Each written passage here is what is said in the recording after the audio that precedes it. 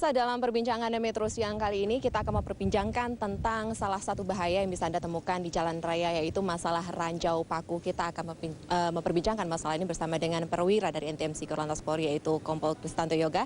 Dan mungkin Anda bisa melihat di belakang saya saat ini kita juga sudah bersama dengan tim atau komunitas Sabar, dan kita juga akan memperbincangkan kira-kira kendala apa saja yang mereka hadapi dan juga mengapa mereka sampai bentuk komunitas ini. Selamat siang Bapak-Bapak. Ini siang, Pak Siswanto ya. Pak Siswanto ini adalah ketua dari komunitas Sabar dan juga Kompol Kristanto Yoga. Ya, mungkin saya ke Pak Siswanto dulu. Pak Siswanto, mungkin kita bisa lihat dulu teman-teman. Jadi kalau misalnya mungkin bisa sedikit ceritakan ini Pak Siswanto, inisiatif untuk membentuk komunitas ini sendiri bagaimana? Sebenarnya kami ini awal-awalnya sebenarnya prihatin itu. Maraknya ranjau paku di Jakarta ini, khususnya di DKI ini.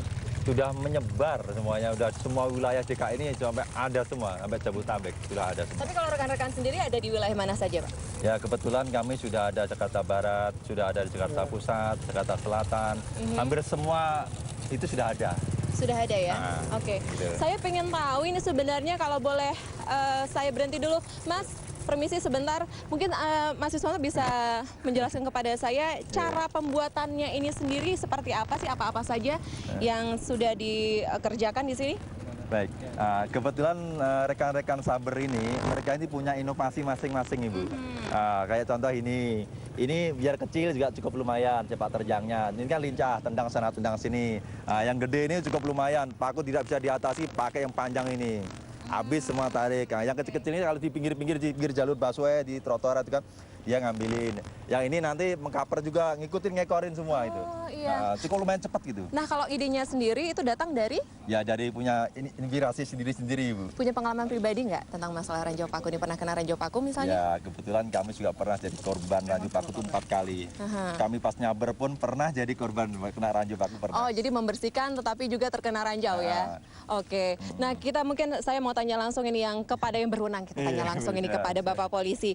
Ya, Mas Kristanto, tapi sebenarnya kalau kita berbicara soal ranjau paku ya, seberapa parah sih sebenarnya ranjau paku yang bisa dikatakan menyebabkan kecelakaan atau yang menimbulkan kejahatan juga di Jakarta? Iya, kita bicara ada 3 aspek gangguan yang disebabkan oleh dari ranjau paku ini. Yang pertama kita bicara aspek keamanan. Tentunya keamanan karena apa? Karena beberapa kejadian yang kami terima laporannya itu berpotensi terhadap terjadi kriminalitas. Apakah itu penodongan, apakah itu jambret, rampok dan sebagainya. Yang kedua kita bicara masalah aspek keselamatan. Bicara keselamatan tentunya dengan adanya paku yang bertebaran di jalan, kemudian terkena dari ban sepeda motor itu tentunya mengakibatkan tidak stabilnya kendaraan, maka bisa berpotensi terhadap kecelakaan. Ada berapa banyak wilayah yang harus diwaspadai oleh pemirsa mungkin agar di Polda Metro, berhati-hati? untuk wilayah Jakarta dan sekitarnya, sementara kita himpun ada 13 titik yang memang potensi terhadap sebaran ranjau paku. Sebagian besar itu penyebabnya dikarenakan apa? Misalnya sudah ada penangkapan oleh pihak kepolisian, kira-kira penyebab utama terjadinya sampai mereka melakukan tindakan ini? Ada 2 motif. Yang pertama adalah motif ekonomi. Ekonomi artinya banyak yang mohon maaf, kita akan katakan bahwa di sini ada ranjau paku, jarak sekian meter itu ada tukang tambal ban misalnya gitu ya. Jadi ada korelasinya. Yang kedua adalah motif kriminal yang disampaikan. Jadi adanya ranjau paku, kemudian si pengendara ini berhenti, potensi terhadap terjadinya perampokan, penjambretan, atau penodongan. Gitu. Jadi ada 2 motif dalam hal ini. Sering tidak sudah ada pelaku yang ditangkap seperti itu? Sudah pernah, namun intensitasnya memang kita hanya baru menerima laporan dari warga ya, misalnya melalui jejaring sosial di call center kami gitu. Namun udah beberapa kejadian memang sudah dilakukan penyidikan langsung ya, karena berujung kepada tindak pidana. Kalau masalah komunitas Sabar ini, apakah memang sudah ada kerjasama dengan pihak kepolisian juga? Mungkin saya ke Mas Siswanto dulu. Sudah dapat cukup bantuan gitu dari pihak kepolisian dalam pelaksanaan keinginan Anda untuk membersihkan jalanan dari ranjau paku, Mas? Baik, kebetulan relawan ranjau paku Sabar Community ini sudah jadi mitranya polisi, Bu. Oh, sudah jadi mitra ya? Mitranya polisi. Kebetulan Pak Kapolda Metro sendiri yang diapelkan itu waktu itu Sabar Community diapel besarkan, dikasih rompi ini sebagai jadi mitranya.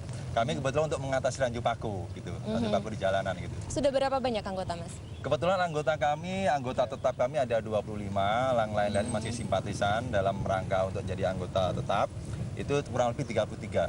33. Nah, sudah beberapa wilayah hampir ada semua gitu. Kalau pihak kepolisian sendiri melihat apakah komunitas ini sebenarnya cukup membantu? Tentu ya, sangat membantu. Dan kami harapkan dari komunitas ini tentunya memancing atau menstimulan masyarakat yang lain untuk ikut berpartisipasi.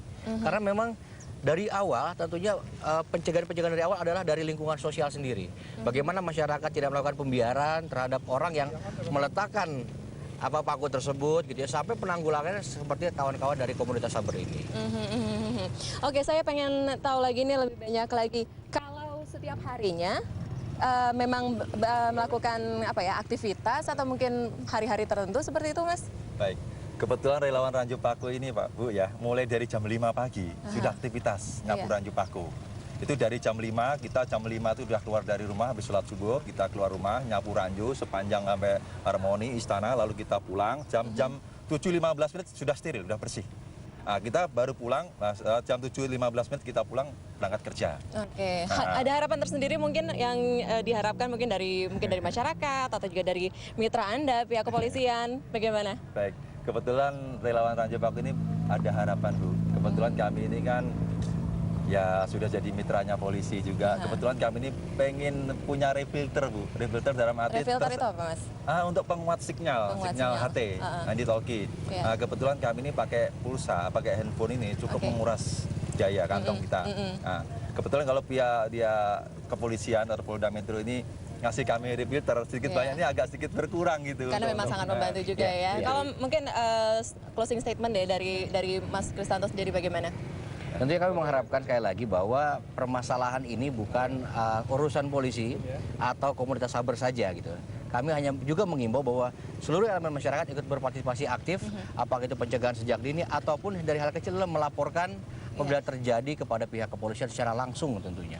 Oke, baik. Terima kasih Mas Kristanto, terima kasih Mas Iswanto.